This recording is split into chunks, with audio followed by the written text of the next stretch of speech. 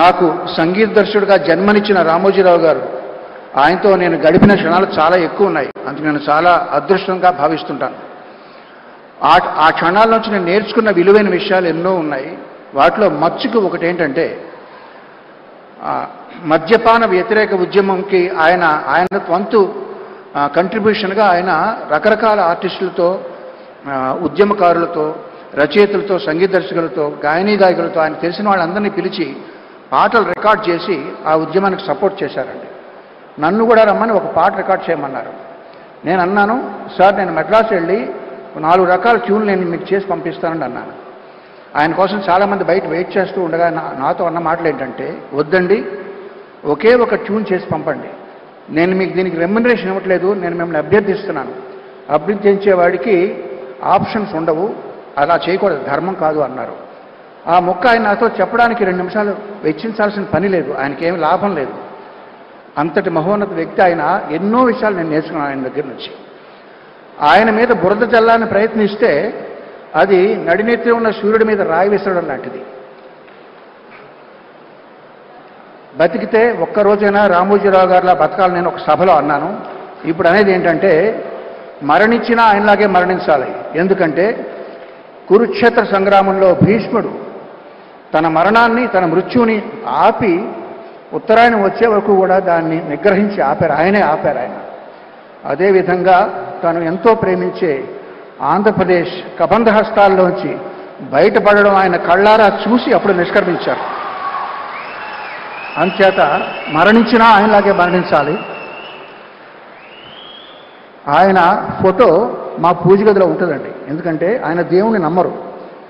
దేవుణ్ణి నమ్మని రామోజీరావు గారి ఫోటో దేవుడు ఉండాల్సిన చోట మా ఇంట్లో ఉంటుంది. ఎంతోమంది జీవితాల్లో వెలుగులు నింపిన ఆయన స్ఫూర్తి నా గుండెలో చిరకాలం ఉంటుంది బ్రతికినంత వరకు. ధన్యవాదాలు.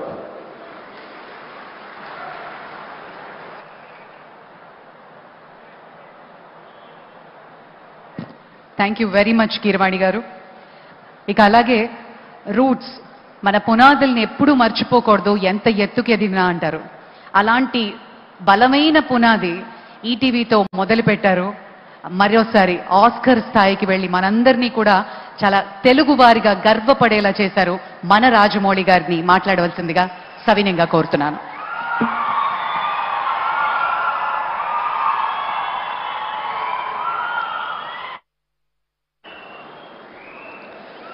అందరికీ నమస్కారం అండి.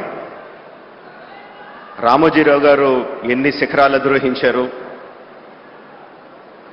ఆయన అధిరోహించడమే కాకుండా ఆయనతో పాటు ఎంతమందిని చేతులు పట్టుకుని ముందుకు తీసుకెళ్లారు, పైకి తీసుకెళ్లారు, రాష్ట్ర ప్రజల కోసం ఎంత చేశారు అన్నది ఇప్పటి వరకు నా ముందు మాట్లాడిన వక్తలందరూ చెప్పారు.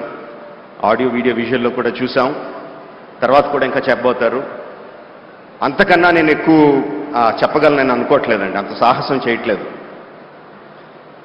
ఒకటే అడుగుతున్నా అండి, అంత చేసిన రామోజీరావు గారికి మనం తిరిగి ఏం చేయగలం? 100% అండి. ఆంధ్రప్రదేశ్ రాష్ట్ర ప్రభుత్వాన్ని, తెలంగాణ రాష్ట్ర ప్రభుత్వాన్ని, కేంద్ర ప్రభుత్వాన్ని కూడా రిక్వెస్ట్ చేస్తున్నాను ఈ వేదిక మీద నుంచి, రామోజీరావు గారికి భారతరత్న ప్రదానం చేయడం సముచితం, సబబు. నమస్కారం అండి. Thank you.